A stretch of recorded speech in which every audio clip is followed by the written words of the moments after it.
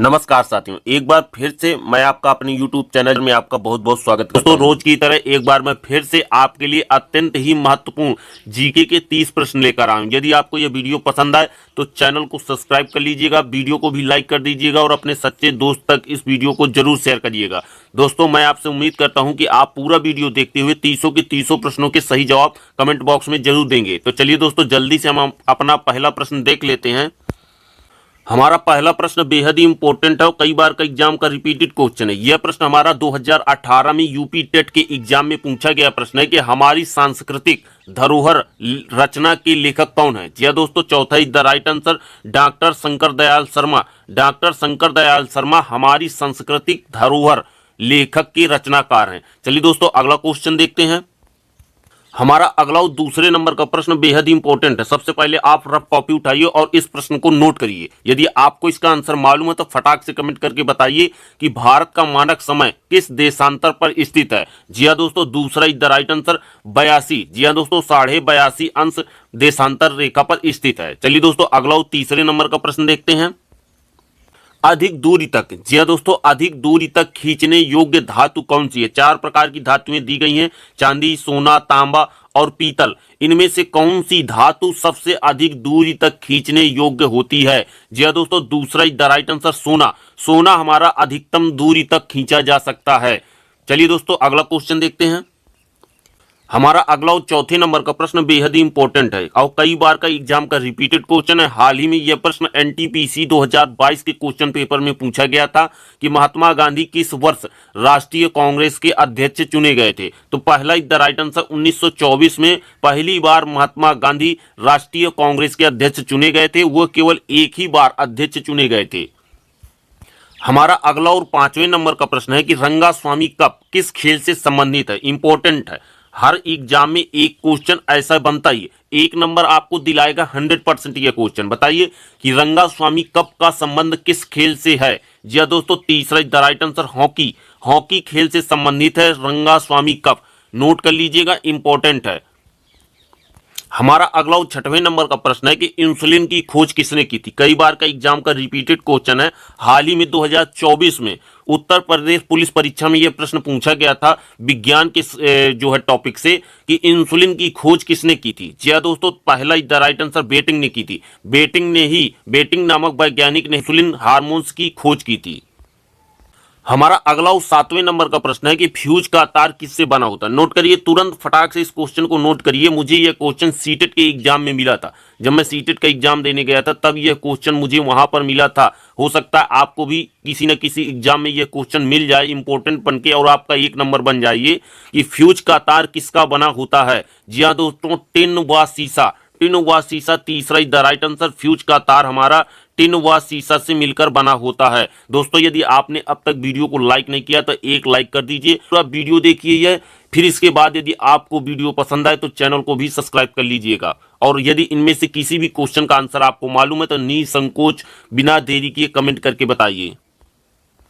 हमारा अगला और 8वें नंबर का प्रश्न बेहद ही इंपॉर्टेंट है और कई बार का रिपीटेड क्वेश्चन है, लेकिन आपके लिए यह प्रश्न हम हरियाणा पुलिस से लेकर आए। जी हाँ दोस्तों, यह प्रश्न हमारा हरियाणा के कांस्टेबल एग्जाम की परीक्षा में पूछा गया प्रश्न है कि पंचशील समझौता किन 2 देशों के बीच संपन्न हुआ था। बताइए। जी हाँ दोस्तों, भारत और चीन। चौथा द राइट आंसर भारत और चीन के बीच पंचशील समझौता जो है इन 2 देशों के बीच हुआ था। हमारा अगला और 9वें नंबर का प्रश्न है कि शिक्षा को किस सूची में रखा गया है। जी दोस्तों, इंपॉर्टेंट है, संविधान से रिलेटेड क्वेश्चन है। यह क्वेश्चन कई बार एग्जामों में बार बार रिपीट होता है। हो सकता है आपके अगले एग्जाम में भी यह क्वेश्चन आपको देखने को मिले कि शिक्षा को किस सूची में रखा गया है। संघ सूची में, समवर्ती सूची में, अपशिष्ट सूची में या राज्य की सूची में। इस क्वेश्चन का आंसर आपको कमेंट बॉक्स में कमेंट करके बताना है। जी हाँ दोस्तों, यदि आपको मालूम है फटाक से कमेंट करके बिना किसी देरी के आप कमेंट करके बताइए इस क्वेश्चन का आंसर कि शिक्षा को किस सूची के अंतर्गत रखा गया है।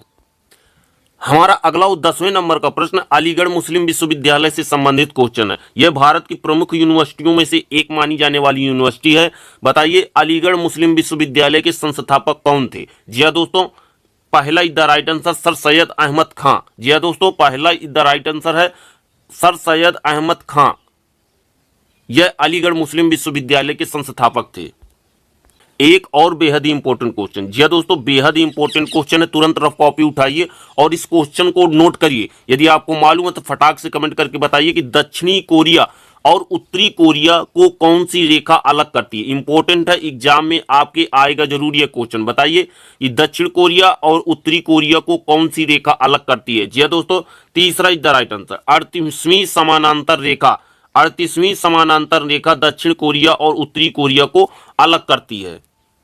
हमारा अगला और 12वें नंबर का प्रश्न है कि अफ्रीका के गांधी, जी हाँ दोस्तों, अफ्रीका के गांधी के नाम से प्रसिद्ध व्यक्ति कौन सा। 4 व्यक्तियों का नाम दिया गया है, Subhash Chandra Bose, Mahatma Gandhi, doctor Rajendra Prasad, national Mandela. जी हाँ दोस्तों, बताइए इनमें से कौन सा व्यक्ति है जो अफ्रीका के गांधी के नाम से प्रसिद्ध है। जी हाँ दोस्तों, चौथा is the right answer, national. जी हाँ दोस्तों, नेशनल मंडेला। नेशनल मंडेला जो है हमारे अफ्रीका के गांधी के नाम से प्रसिद्ध है। चलिए दोस्तों, अगला 13वें नंबर का प्रश्न देखते हैं।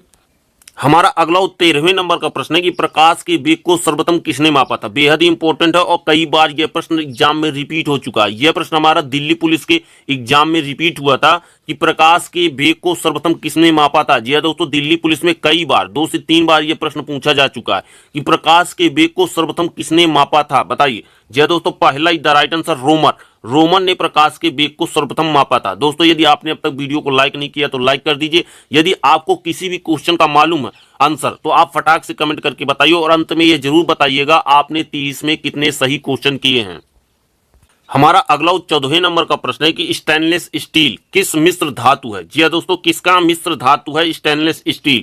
स्टेनलेस स्टील की ब्लेड आती है, जो आपके पास ब्लेड आपको मिलती है ना, वही ब्लेड जो है हमारी स्टेनलेस स्टील होती है। बताइए यह स्टेनलेस स्टील निम्न में से किसका मिश्र धातु है। मोस्ट इंपोर्टेंट क्वेश्चन है, यदि आप नोट करने से चूक जाएंगे तो कभी ना कभी आपके एग्जाम में यह क्वेश्चन आएगा और आपका 1 नंबर चला जाएगा। बताइए स्टेनलेस स्टील निम्न में से किसका मिश्र धातु है। जी हाँ दोस्तों, स्टील और क्रोमियम का।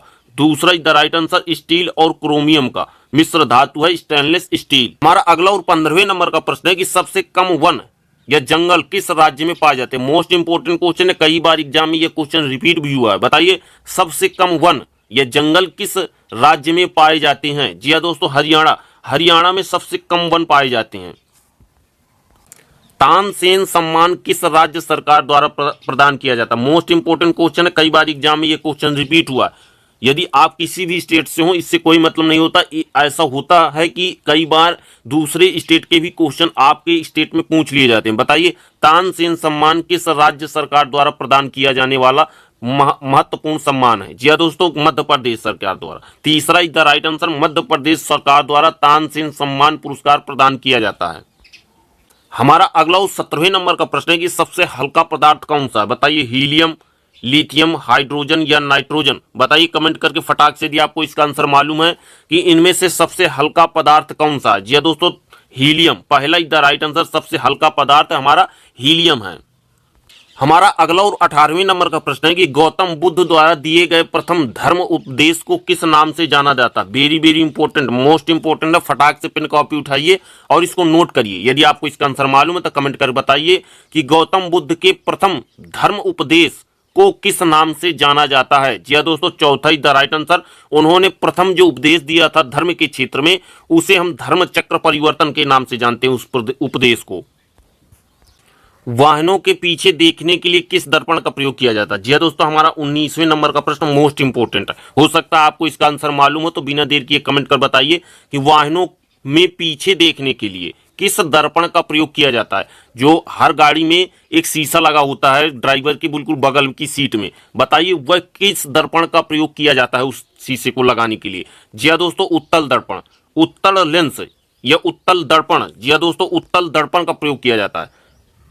यहां पर थोड़ा हमारा गलत प्रिंट हो गया, लेंस नहीं है दर्पण है। वाहनों के पीछे देखने के लिए किस दर्पण का प्रयोग किया जाता है, तो हमारा उत्तल दर्पण का प्रयोग किया जाता है। हमारा अगला और 20वें नंबर का प्रश्न है कि भारत का विभाजन किस योजना के आधार पर किया गया। मोस्ट इंपोर्टेंट क्वेश्चन संविधान से रिलेटेड है। आपको मालूम होगा कि हर एग्जाम में 1 या 2 क्वेश्चन संविधान से पूछे जाते हैं। हो सकता है संविधान टॉपिक से आपके लिए यही क्वेश्चन बन जाए कि भारत का विभाजन किस योजना के आधार पर किया गया था। जी हाँ दोस्तों, मोस्ट इंपोर्टेंट है, फटाक से इसको नोट करिए। चौथा the right answer, Lord Mountbatten योजना के आधार पर ही भारत का विभाजन किया गया था। दोस्तों यदि आपने अब तक वीडियो को लाइक नहीं किया है तो यदि आपको प्रश्न पसंद आया हो, ये वीडियो पसंद आया हो तो एक लाइक कर दीजिए। यदि चैनल पर पहली बार आए, आपको लगे कि एग्जाम की दृष्टि से यह चैनल बेहद ही इंपॉर्टेंट है तो चैनल को भी सब्सक्राइब कर लीजिएगा। हमारा अगला और 21वें नंबर का प्रश्न है कि भारत में अंग्रेजी शिक्षा का जन्मदाता, जी हाँ दोस्तों, भारत में अंग्रेजी शिक्षा का जन्मदाता किसे माना जाता है?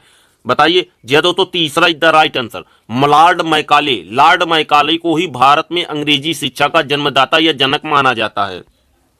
हमारा अगला क्वेश्चन है कि काराकोरम दर्रा किन दो देशों को आपस में जोड़ता है? मोस्ट इंपोर्टेंट क्वेश्चन, कई बार का एग्जाम का रिपीटेड क्वेश्चन है। यह हमारा ग्रुप डी, जी हाँ दोस्तों, रेलवे में ग्रुप डी के एग्जाम में पूछा गया प्रश्न, यह 2021 में पूछा गया था कि काराकोरम दर्रा किन दो देशों को आपस में जोड़ता है? तो चौथा ही द राइट आंसर, भारत और पाकिस्तान, इन दो देशों को आपस में काराकोरम दर्रा जोड़ता है।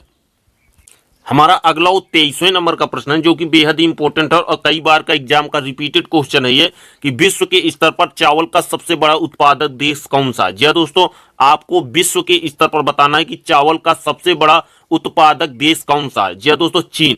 पहला तीसरा द राइट आंसर, चीन हमारा विश्व में चावल का उत्पादन में सबसे बड़ा उत्पादन करता है। दोस्तों आपके लिए एक प्रश्न है, आपको यह बताना है कि हमारे भारत के अंदर किस राज्य में सर्वाधिक चावल का उत्पादन किया जाता है। आप लोग फटाक से इस क्वेश्चन का कमेंट करके जवाब दीजिए कि भारत के अंदर किस राज्य में सर्वाधिक चावल का उत्पादन किया जाता है। हमारा अगला प्रश्न दिवस टॉपिक संबंधित है। जी हाँ दोस्तों, दिवस टॉपिक से संबंधित प्रश्न है हमारा अगला। आपको भी मालूम होगा कि हर एग्जाम में एक क्वेश्चन, जी हाँ दोस्तों, एक या दो क्वेश्चन दिवस से पूछे जाते हैं। हो सकता है यही क्वेश्चन आपके अगले एग्जाम में छप जाए। ये आतंकवाद विरोध दिवस किस तिथि को मनाया जाता है? जी हाँ दोस्तों, पहला द राइट आंसर, 21 मई को आतंकवाद विरोध दिवस के रूप में मनाया जाता है। हमारा अगला और 25वें नंबर का प्रश्न है कि चाय में पाया जाने वाला उत्तेजक पदार्थ कौन सा है? जी हाँ दोस्तों, मोस्ट इंपोर्टेंट क्वेश्चन है यह प्रश्न हमारा जो है रेलवे ग्रुप डी के एग्जाम में। जी हाँ दोस्तों, रेलवे ग्रुप डी में पूछा गया प्रश्न 2022 में कि चाय में पाया जाने वाला उत्तेजक पदार्थ कौन सा है? बताइए, आप सुबह सुबह चाय पीते हैं, बताइए उस चाय में कौन सा उत्तेजक पदार्थ पाया जाता है? जी हाँ दोस्तों, कैफीन। चौथा the right answer, caffeine. Caffeine उत्तेजक पदार्थ जो है चाय में पाया जाता है। एक और बेहद ही इंपॉर्टेंट प्रश्न, जी हाँ दोस्तों, कई बार एग्जाम में यह क्वेश्चन रिपीट हुआ। यह हमारा प्रश्न जो है वीडियो के एग्जाम में, उत्तर प्रदेश में वीडियो का जो एग्जाम हुआ था उसमें यह प्रश्न पूछा गया था 2018 के एग्जाम में कि अंतरराष्ट्रीय श्रम संगठन का मुख्यालय कहाँ स्थित है? बताइए। जी हाँ दोस्तों, दूसरा द राइट आंसर, जिनेवा। अंतरराष्ट्रीय श्रम संगठन का मुख्यालय जिनेवा में स्थित है। हमारा अगला 27वें नंबर का प्रश्न है कि rail coach factory Kapurthala Bharat के किस राज्य में स्थित है? मोस्ट इंपोर्टेंट क्वेश्चन है, पंजाब पुलिस में ही पूछा गया था ये प्रश्न कि रेल कोच फैक्ट्री, जो रेल कोच जहां पर रेल बनती हैं या रेल के डिब्बे बनाए जाते हैं, वह फैक्ट्री कपूरथला है, वह भारत के किस राज्य में स्थित है? जी दोस्तों, चौथा, पंजाब में स्थित है। कपूरथला हमारा पंजाब में स्थित है। हमारा अगला और 28वें नंबर का प्रश्न बेहद ही इंपॉर्टेंट है, मोस्ट इंपॉर्टेंट क्वेश्चन है आपके अगले एग्जाम के लिए, इसलिए आप इसको पेन कॉपी उठाइए और नोट करिए। यदि आपको इसका आंसर मालूम है फटाक से कमेंट कर दीजिए। यदि आपने अब तक वीडियो को लाइक भी नहीं किया तो लाइक कर दीजिए। पहली बार आए हैं, इंपॉर्टेंट लगे यदि क्वेश्चन, आप वीडियो देखना चाहें बार बार हमारे इस YouTube चैनल के, तो तभी आप इस चैनल को सब्सक्राइब कर लीजिएगा कि एक राष्ट्र एक नेता का नारा किसने दिया था? बताइए, इन चारों में से किसने एक राष्ट्र और एक नेता का नारा दिया था? जी दोस्तों, चौथा द राइट आंसर, हिटलर ने। हिटलर ने ही नारा दिया था एक राष्ट्र और एक नेता का। हमारा अगला और 29वें नंबर का प्रश्न लेखकों के नाम से। एक क्वेश्चन तो बनता ही बनता है पेपरों में ऐसा कि पंच परमेश्वर पुस्तक के लेखक कौन है? हो सकता है यही क्वेश्चन आपके अगले एग्जाम में आपको देखने को मिल जाए। बताइए, पंच परमेश्वर पुस्तक के लेखक कौन है? जी दोस्तों, मुंशी प्रेमचंद। पहला ही द राइट आंसर, पंच परमेश्वर पुस्तक के लेखक है मुंशी प्रेमचंद। हमारा आज का अंतिम और 30वें नंबर का प्रश्न है कि मुस्लिम लीग का प्रथम सम्मेलन कहां संपन्न हुआ था? मोस्ट इंपोर्टेंट एग्जाम में आने वाला क्वेश्चन है ये कि मुस्लिम लीग, जी दोस्तों, मुस्लिम लीग का प्रथम सम्मेलन कहां संपन्न हुआ था? बताइए। तीसरा द राइट आंसर, अमृतसर में मुस्लिम लीग का प्रथम सम्मेलन संपन्न हुआ था। नमस्कार साथियों, आज का हमारा वीडियो यहीं पर समाप्त हो